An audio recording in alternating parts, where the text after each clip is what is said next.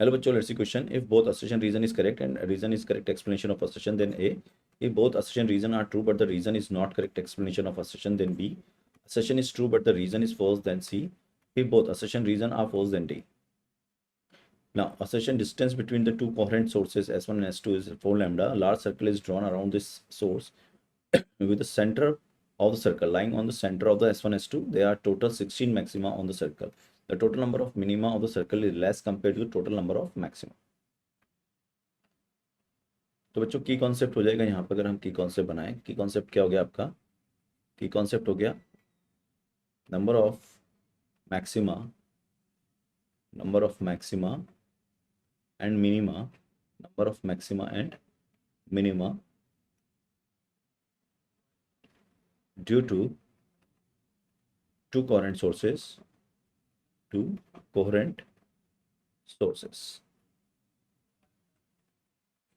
ठीक है, तो बच्चों है कि अपने पास मान लो ये अपने दो कोहेरेंट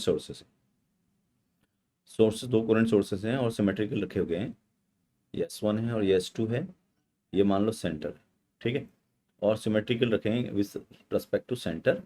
और ये एक सर्कल हो गया है जिसका रेडियस जो है वो आपका मान लो कुछ भी है. तो हमसे बोला जा रहा है अगर सिमेट्रिकली है तो कितने मैक्सिमम मिनिमम मिलेंगे सर्कल के सर्कमफेरेंस पर.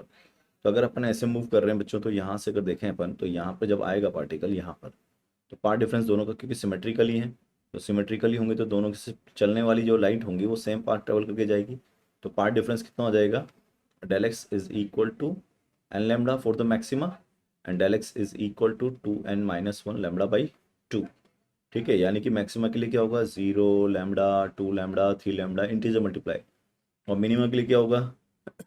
लैम्डा बाई 2, 3 लैम्डा बाई, यानी कि odd multiplier of lambda by 2. So if you say here the part difference will be 0, here the part difference will be 0, and here the part difference will be equal to the distance between 4 lambda and here also the 4 lambda. ठीक है, तो अगर इन 4 lambda से 0 तक जाएंगे तो बच्चों हमको सारे वेवलेंथ मिलेंगे, आई मीन सारे पार्ट डिफरेंस मिलेंगे इसके अंदर. Lambda, 2 lambda, 3 lambda. तो अगर नंबर ऑफ मैक्सिमा की बात करें तो नंबर ऑफ मैक्सिमा कितने होंगे इसके अंदर? नंबर ऑफ मैक्सिमा हो जाएंगे एक क्वाड्रेंट में कितने होंगे? 1 2 3, और तो 3 भी इधर आएंगे. Lambda, 2 lambda, 3 lambda. फिर इधर भी लैम्डा, 2 लैम्डा, 3 लैम्डा. फिर इधर भी 3 लैम्डा, 2 लैम्डा, लैम्डा. टोटल कितने हो जाएंगे एक क्वाड्रेंट के अंदर? 3 और 4 12. और 4 कौन से वाले हैं? 4 ये वाले भी हैं. एग्जैक्टली 1 2 3 4. तो इसका मतलब 12 प्लस 4 16 तो मैक्सिमा होगी. Number of maxima are 16. और मिनिमा कितने हो जाएंगे? In each quadrant there are 1 minima, 2 minima, 3 minima, 4. क्योंकि ये लैम्डा बाई 2 होगा, यहाँ पर ये 3 लैम्डा बाई 2 होगा, यहाँ पर ये 5 लैम्डा बाई 2 होगा, ये 7 लैम्डा बाई 2 हो जाएगा.